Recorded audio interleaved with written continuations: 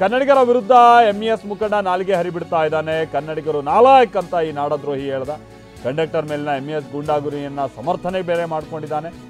MES ಮುಖಂಡ ಶುಭಂ ಶಳಕೆ ಈತನ ಒಂದು ವಿಡಿಯೋ ಹೇಳಿಕೆ ಕೂಡ ಬಹಳ ಕಡೆ ವೈರಲ್ ಆಗಿದೆ. ಬೆಳಗಾವಿ ನೆಲದಲ್ಲೇ ನಿಂತು ಕನ್ನಡಿಗರ ವಿರುದ್ಧವಾಗಿ ಅವಹೇಳನ ಮಾಡ್ತಾ ಇರುವಂತ ಈ ವ್ಯಕ್ತಿಯ ಸ್ಟೇಟ್ಮೆಂಟ್ ಕೂಡ ನಾವು ನೋಡಬಹುದಾಗಿದೆ.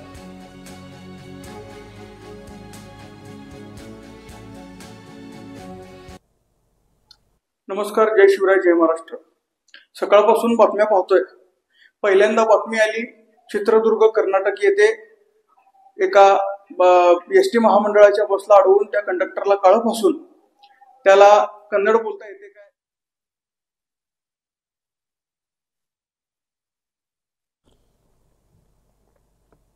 ಈತ ಶುಭಂ ಶಳಕೆ ಅಂತ MES ಮುಖಂಡ ಮರಾಠಿಯಲ್ಲೇ ಆತ ಮಾತನಾಡಿರುವಂಥದ್ದು. ಚಿತ್ರದುರ್ಗದಲ್ಲಿ ಮಹಾರಾಷ್ಟ್ರಕ್ಕೆ ಸಂಬಂಧಪಟ್ಟ ಹಾಗಿನ ಬಸ್ಗೆ ಅಡ್ಡ ಹಾಕಿ ಕನ್ನಡಪರ ಸಂಘಟನೆಗಳು ಕೆಲ ಬರಹಗಳನ್ನೆಲ್ಲ ಬರೆದಿದ್ರಲ್ಲ, ಆ ವಿಚಾರವಾಗೆಲ್ಲ ಆತ ಮಾತನಾಡ್ತಾ ಇದ್ದಾನೆ.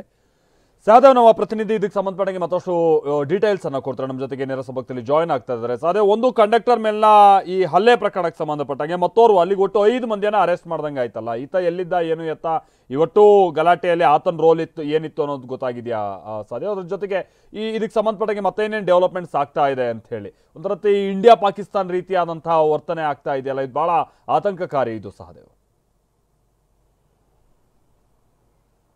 ಹೌದು ಮಾಲ್ತೇಶ್, ಏನು ಒಂದು ಸಣ್ಣ ವಿಚಾರಕ್ಕೆ ಈಗ ಬೆಳಗಾವಿ ಮತ್ತು ಮಹಾರಾಷ್ಟ್ರ ಅಂದರೆ ಕರ್ನಾಟಕ ಮಹಾರಾಷ್ಟ್ರ ಗಡಿಯಲ್ಲಿ ಉದ್ವಿಗ್ನ ಪರಿಸ್ಥಿತಿ ನಿರ್ಮಾಣ ಆಗಿರುವಂಥದ್ದು. ಅದರಲ್ಲೂ ಮುಖ್ಯವಾಗಿ ಏನು ಮೊನ್ನೆ ಕಂಡಕ್ಟರ್ ಮೇಲೆ ಕನ್ನಡ ಮಾತಾಡದಿದ್ದಕ್ಕೆ ಹಲ್ಲೆ ಏನಾಗುತ್ತೆ, ಈ ಒಂದು ಹಲ್ಲೆ ಆದ ಬಳಿಕ ಸಾಕಷ್ಟು ಕನ್ನಡ ಪರ ಹೋರಾಟಗಾರರು ಕೂಡ ಆಕ್ರೋಶವನ್ನು ವ್ಯಕ್ತಪಡಿಸಿದ್ರು. ಈ ಒಂದು ಪ್ರಕರಣಕ್ಕೆ ಸಂಬಂಧಪಟ್ಟಂತೆ ಈಗಾಗಲೇ ಮಾರಿಹಾಳ ಪೊಲೀಸ್ ಠಾಣೆಯಲ್ಲಿ ಕೂಡ ಕೇಸ್ ದಾಖಲಾಗುತ್ತೆ. ದಾಖಲಾದ ಬಳಿಕ 4 ಜನರು, ಓರ್ವ ಬಾಲಾಪುರದಿ ಸೇರಿದಂತೆ 4 ಜನರನ್ನ ಅವತ್ತು ರಾತ್ರಿನೇ ಪೊಲೀಸರು ಬಂಧಿಸಿರ್ತಾರೆ. ಅದಾದ ಬಳಿಕ ಇವತ್ತು ಕೂಡ ಮೋಹನ್ ಹಂಚಿನಮನಿ ಎಂಬಾತನನ್ನ ಈಗಾಗಲೇ ಮಾರಿಹಾಳ ಪೊಲೀಸರು ಬಂಧಿಸಿರುವಂಥದ್ದು. ಒಟ್ಟು 5 ಜನರನ್ನ ಈಗಾಗಲೇ ಈ ಒಂದು ಪ್ರಕರಣಕ್ಕೆ ಸಂಬಂಧಪಟ್ಟಂತೆ ಅರೆಸ್ಟ್ ಮಾಡಿ ಜೈಲಿಗೆ ಕಳಿಸುವಂತ ಕೆಲಸವನ್ನ ಮಾಡಿದ್ದಾರೆ. ಈತ ಎನ್ನುವುದನ್ನ ಮೋಹನ್, ಈತನು ಕೂಡ ಕಂಡಕ್ಟರ್ ಮತ್ತು ಬಸ್ ಚಾಲಕನ ಮೇಲೆ ಕೂಡ ಹಲ್ಲೆ ಮಾಡಿದ್ದ ಅನ್ನುವಂಥ ನಿಟ್ಟಿನಲ್ಲಿ ಕೂಡ ಈಗಾಗಲೇ ಆ ವಿಡಿಯೋದಲ್ಲಿ ಗೊತ್ತಾಗಿರುತ್ತೆ. ಸೊ ಇದೇ ಒಂದು ಕಾರಣಕ್ಕಾಗಿ ಬಂಧಿಸಿ ವಿಚಾರಣೆ ಮಾಡಿ ಈಗಾಗಲೇ ಜೈಲಿಗೆ ಕಳಿಸಿರುವಂಥದ್ದು. ಇನ್ನೊಂದು ಕಡೆ ಮಹಾರಾಷ್ಟ್ರಕ್ಕೆ ಹೋಗುವಂತಹ ಬಸ್ಗಳು 150ಕ್ಕೂ ಅಧಿಕ ಕರ್ನಾಟಕ ಸಾರಿಗೆ ಬಸ್ಗಳು ಕೂಡ ಈಗಾಗಲೇ ಬಂದ್ ಆಗಿರುವಂಥದ್ದು. ಯಾಕಂದ್ರೆ ಅಲ್ಲಿ ಶಿವಸೇನೆ ಉದ್ಧವ್ ಠಾಕ್ರೆ ಬಣದ ಕಾರ್ಯಕರ್ತರು ಕೂಡ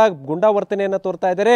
ಅಲ್ಲಿರುವಂತಹ ಬಸ್ಸಿಗೆ ಮಸಿ ಬಳಿಯುವಂತ ಕೆಲಸವನ್ನು ಕೂಡ ಮಾಡ್ತಾ ಇರುವಂಥದ್ದು. ಇದೇ ಒಂದು ಕಾರಣಕ್ಕಾಗಿ ಮುಂಜಾಗ್ರತಾ ಕ್ರಮವಾಗಿ ಕರ್ನಾಟಕದಿಂದ ಹೋಗ್ತಾ ಇದ್ದಂಥ ಬಸ್ಗಳನ್ನು ಕಂಪ್ಲೀಟ್ ಆಗಿ ಬಂದ್ ಮಾಡಿರುವಂಥದ್ದು. ಅದರ ಜೊತೆಗೆ ಮಹಾರಾಷ್ಟ್ರದಿಂದ ಬರ್ತಾ ಇದ್ದಂತಹ ಬಸ್ಗಳು ಕೂಡ ನಿನ್ನೆಯಿಂದಲೂ ಸ್ಥಗಿತಗೊಂಡಿದ್ದಾವೆ. ಹೀಗಾಗಿ ಮಹಾರಾಷ್ಟ್ರದಿಂದ ಕರ್ನಾಟಕಕ್ಕೆ ಬರುವಂತಹ ಪ್ರಯಾಣಿಕರು ಕೂಡ ಈಗ ಸದ್ಯ ಕೊಲ್ಲಾಪುರ್, ಪೂಣಾ ಮತ್ತು ಮುಂಬೈದಲ್ಲಿ ಪರದಾಡುವಂಥ ಪರಿಸ್ಥಿತಿ ನಿರ್ಮಾಣ ಆಗಿರುವಂಥದ್ದು.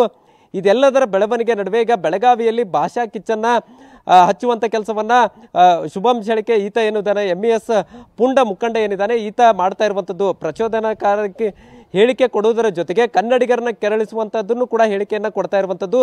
ಈತನ ಮೇಲೆ ತಕ್ಷಣ ಕ್ರಮವನ್ನು ಕೈಗೊಳ್ಳಬೇಕು, ಅದರ ಜೊತೆಗೆ ಆತನನ್ನು ಅರೆಸ್ಟ್ ಮಾಡಬೇಕನ್ನುವಂಥ ನಿಟ್ಟಿನಲ್ಲೂ ಕೂಡ ಈಗ ಒತ್ತಾಯ ಕೇಳಿ ಬರ್ತಾ ಇರುವಂಥದ್ದು. ಈ ನಿಟ್ಟಿನಲ್ಲಿ ಪೊಲೀಸರು ಕೂಡ ಕ್ರಮಕ್ಕೆ ಮುಂದಾಗಬೇಕಾಗಿದೆ. ಒಟ್ಟಾರೆ ಈ ಒಂದು ಬಸ್ ಕಂಡಕ್ಟರ್ ಹಲ್ಲೆಗೆ ಸಂಬಂಧಪಟ್ಟಂತೆ ಸಾಕಷ್ಟು ಗಡಿ ಭಾಗದಲ್ಲಿ ಉದ್ವಿಗ್ನ ಪರಿಸ್ಥಿತಿ ಅಂತೂ ನಿರ್ಮಾಣ ಆಗಿರುವಂಥದ್ದು.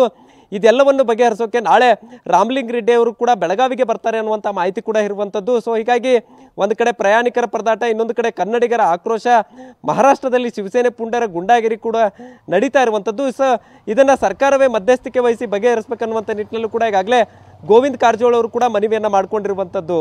Maltesh, thank you Sahadev.